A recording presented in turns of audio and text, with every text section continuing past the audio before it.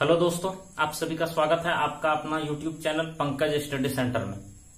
दोस्तों, आज की इस वीडियो में हम लोग पढ़ने वाले हैं रे ऑप्टिक्स का पार्ट 11 और इस पार्ट में हम लोग क्या पढ़ेंगे, प्रिज्म क्या है, प्रिज्म से अपवर्तन पढ़ेंगे।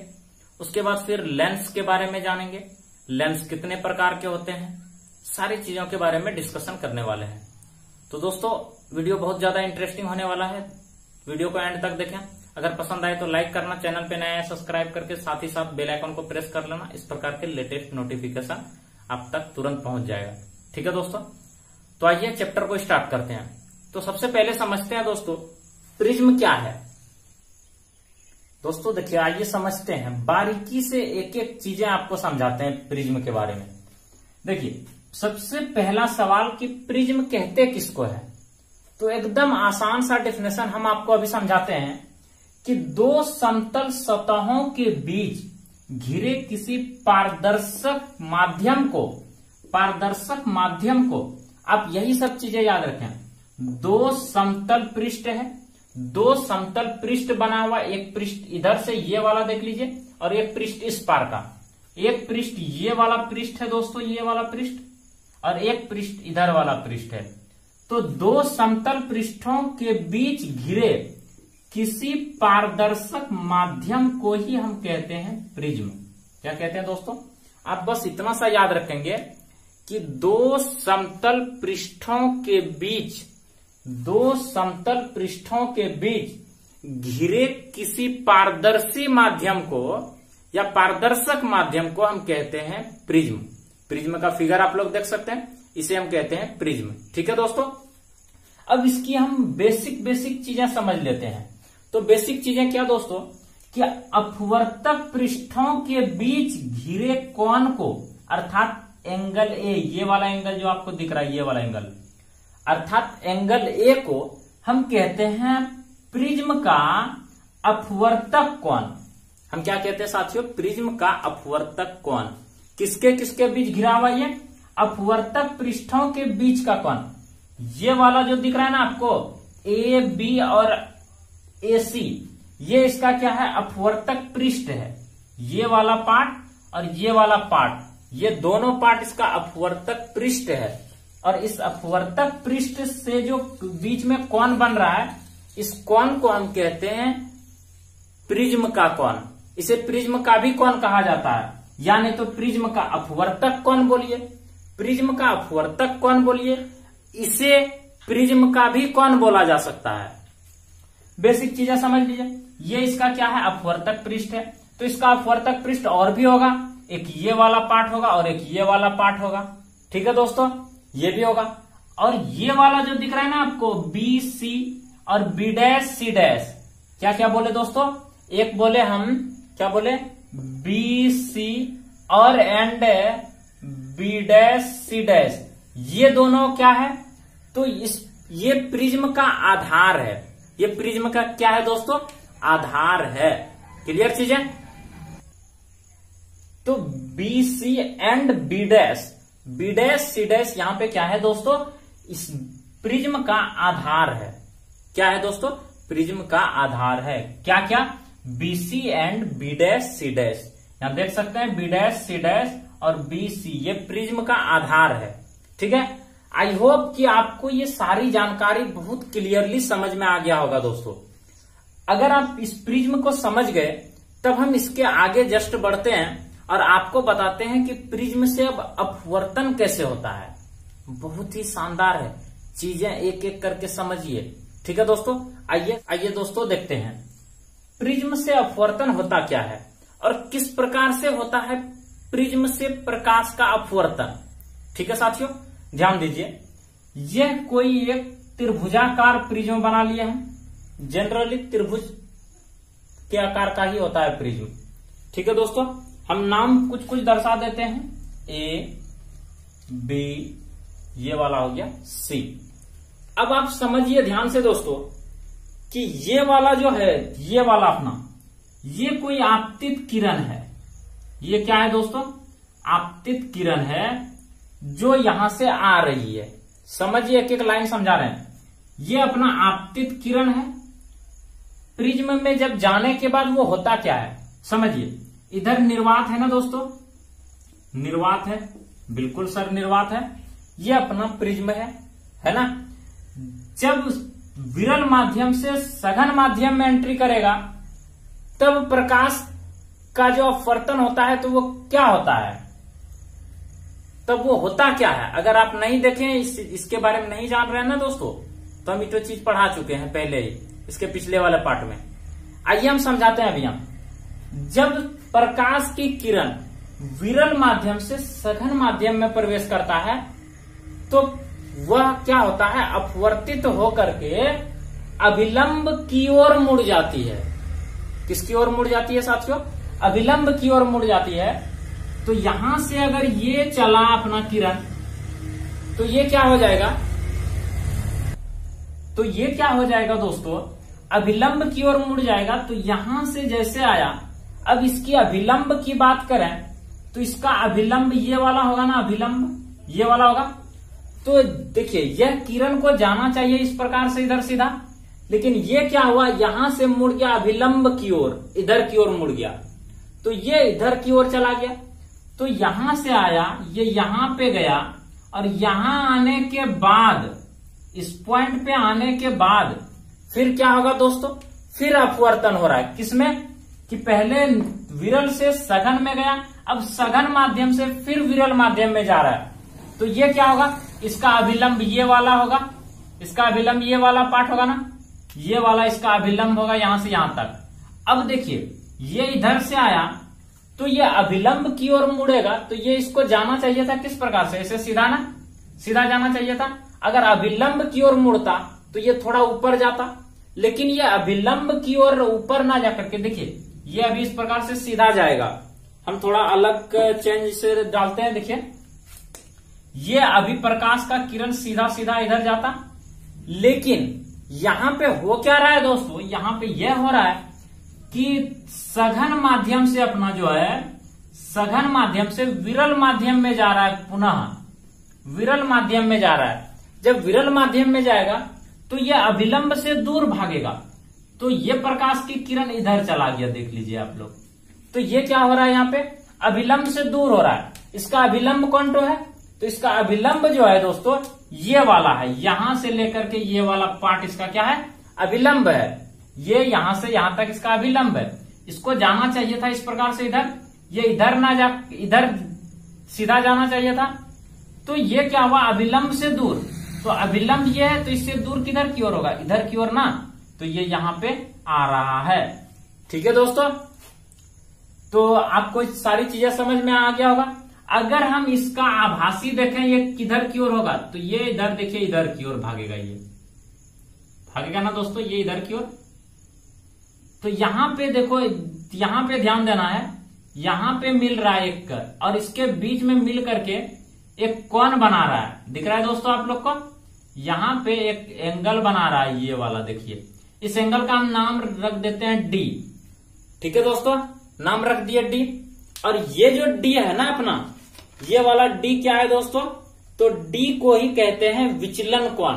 कौन सा कोण कहते हैं दोस्तों, विचलन कोण कहते हैं। क्लियर।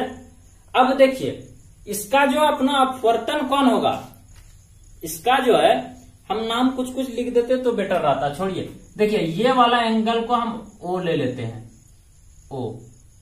ठीक है दोस्तों, ये वाला ओ हो गया अपना। तो ये जितना ज्यादा बढ़ेगा ये भी उतना बढ़ेगा, ये एंगल जितना बढ़ेगा ये एंगल भी उतना बढ़ेगा।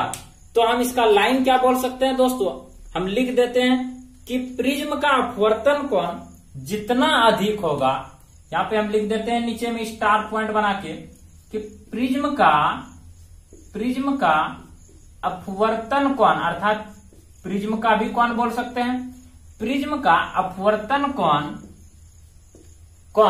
प्रिज्म का अपवर्तन कोण जितना अधिक होगा, अर्थात अधिक होने पर विचलन कोण भी अधिक होगा। सीधा लिख दें इस प्रकार से कि प्रिज्म का अपवर्तन कोण अधिक होने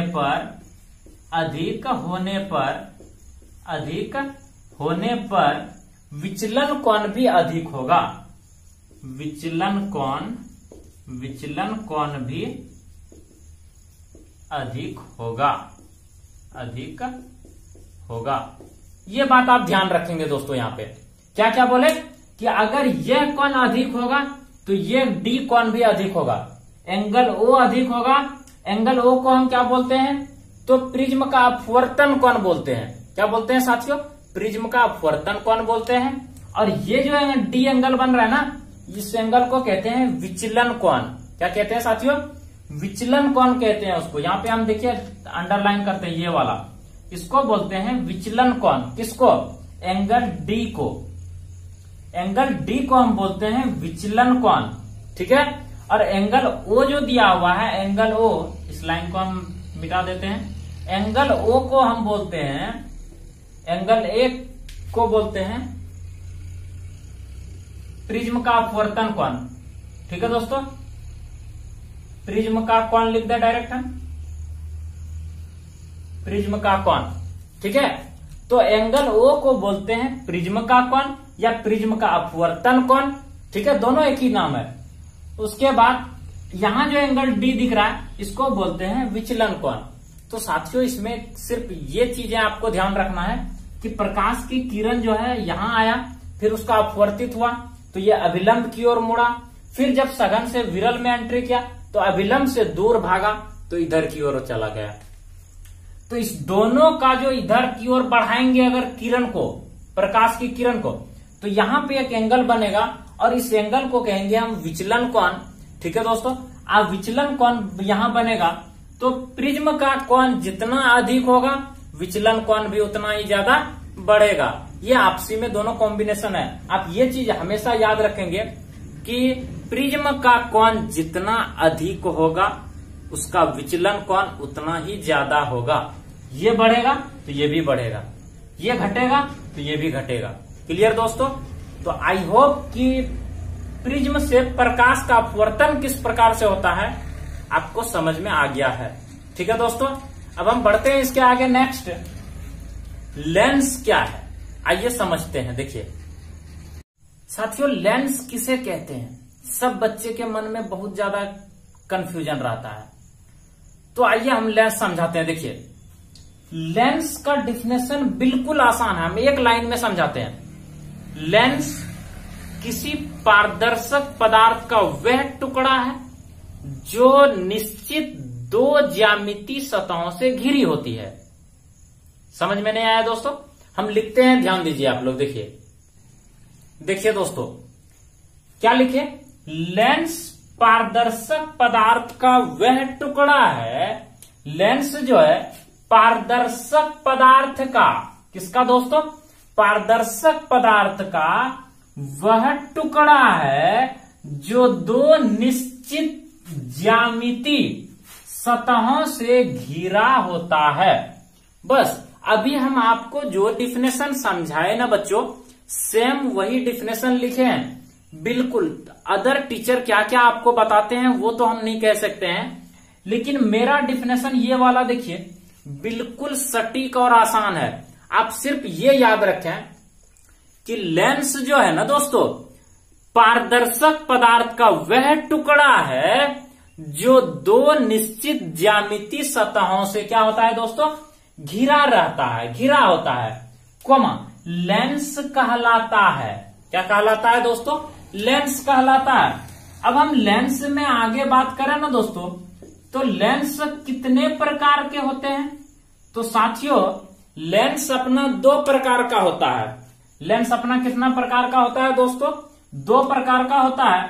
और पहला अवतल लेंस, अवतल लेंस जिसको हम लोग अंग्रेजी में कहते हैं कॉनकेव लेंस, कॉनकेव लेंस कहते हैं। दूसरा होता है उत्तल लेंस।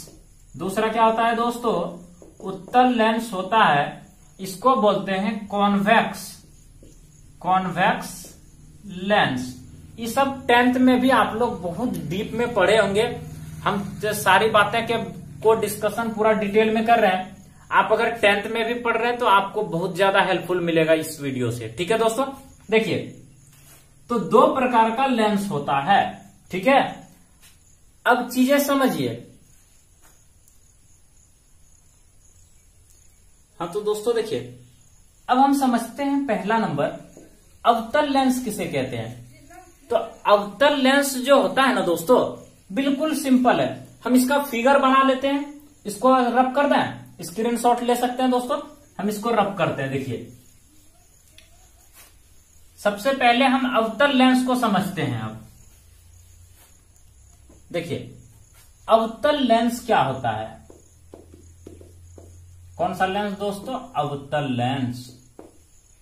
देखिए बिल्कुल बेसिक सा आपको डिफिनेशन याद रखना है।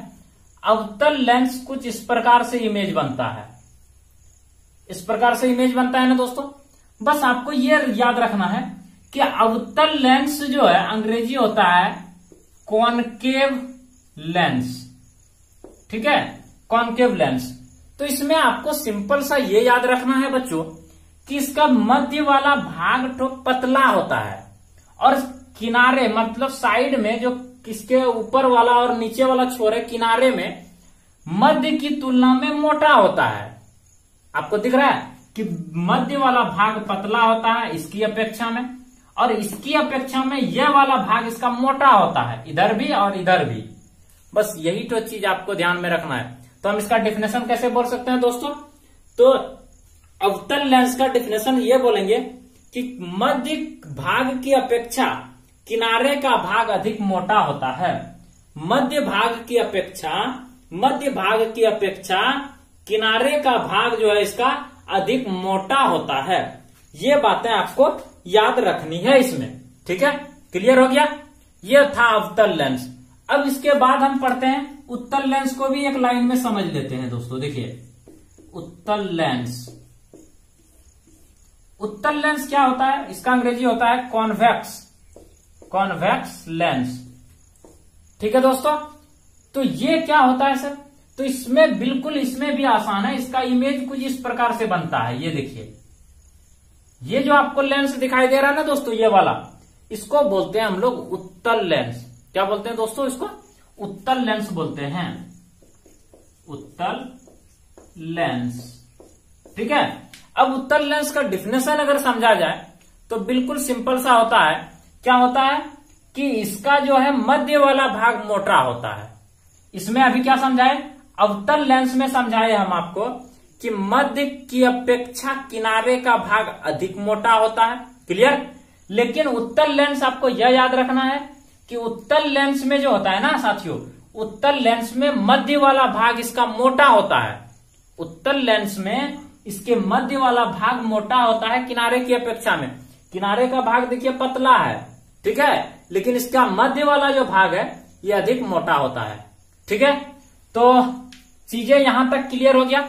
आपको आज हम थोड़ा सा रिवीजन करवा देते हैं। क्या क्या पढ़ा है? सबसे पहले प्रिज्म क्या है, तो प्रिज्म से फिर प्रकाश का अपवर्तन कैसे होता है, ठीक है दोस्तों।